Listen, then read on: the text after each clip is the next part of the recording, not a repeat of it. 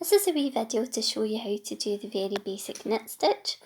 I have a dog and he's right beside me, so if you can hear any strange noises, I just want to apologise in advance because that's little Charlie. So I've already done a video on how to do a slip knot and how to do the long tail cast on. Once you've got stitches on your needle, the next thing you want to know how to do is the basic knit stitch. Now, there's a few different ways that you can do that. Two I can mention are continental and flicking. I'm going to show you the English throwing style. If you are left-handed, you might find continental a little bit easier than this one. So if you do struggle with this one, maybe look up how to do continental because it tends to be worked more in a way that suits left-handed people. Okay, so you've got stitches on your needle now. To make the basic knit stitch, you just want to bring your right needle under the front of the top loop on your left needle, and you're just wrapping the yarn around the top like that. Now, I don't know how clear that was. My dog's licking his fur, so I'm not sure if the sound's picking that up or not. Okay, so top stitch, needle under the front loop, like that. And then you want to bring your yarn around the top and you just bring your needle down and through and drop that stitch off. So I'll do that a few times really slowly. It's a bit of an awkward setup, so sorry if there are little bumpy noises. That's just the setup on my lap here with the camera and my dog. And so you just... And you want to keep your tension as even as possible. Don't pull on the yarn too much because what can happen is your stitches can become very tight and it can be really uncomfortable to knit.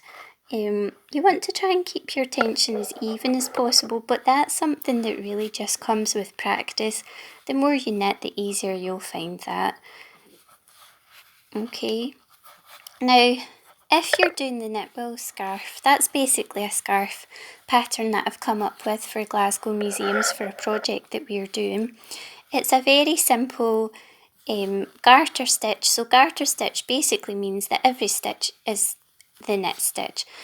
It's a very simple garter stitch scarf, but what we have in this pattern is some slip stitches at the end of each row, which creates an I-cord edge rather. And so that's really just to create a very neat edge and to make the scarf a little bit sort of more finished looking. So I'll just get to the end of the row so that if you are following that pattern, I can show you just very quickly how you do that and then how you move on to the next row. So that's called an I-cord edge. It's very simple.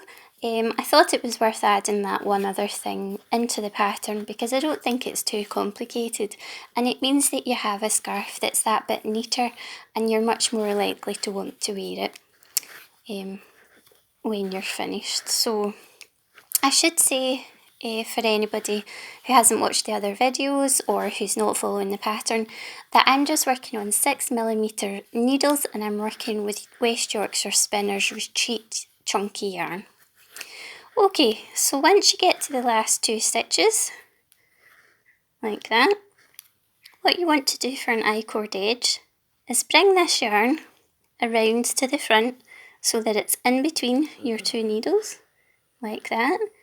Put your needle downwards into the first stitch and just slip it off, and then do the same with the second. So you've not knitted those last two stitches, you've just moved them purlwise. Purlwise just means that you've moved them with your needle pointing downward onto the right needle. Then you take this yarn here that you'd brought to the front and you put it round to the back again.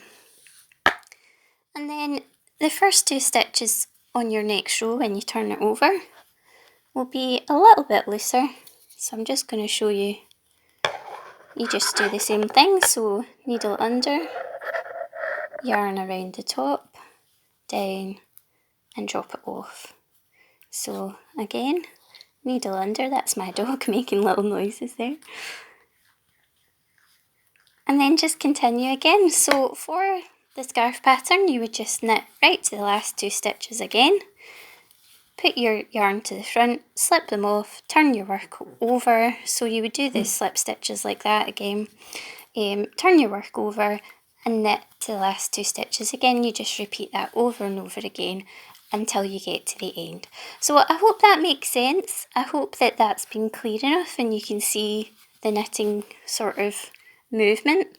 So it's up and under the loop, yarn, wrapped around, pull down and stitch off. So that's the basic knit stitch, and I'll do a video for the cast off as well. Thanks for watching.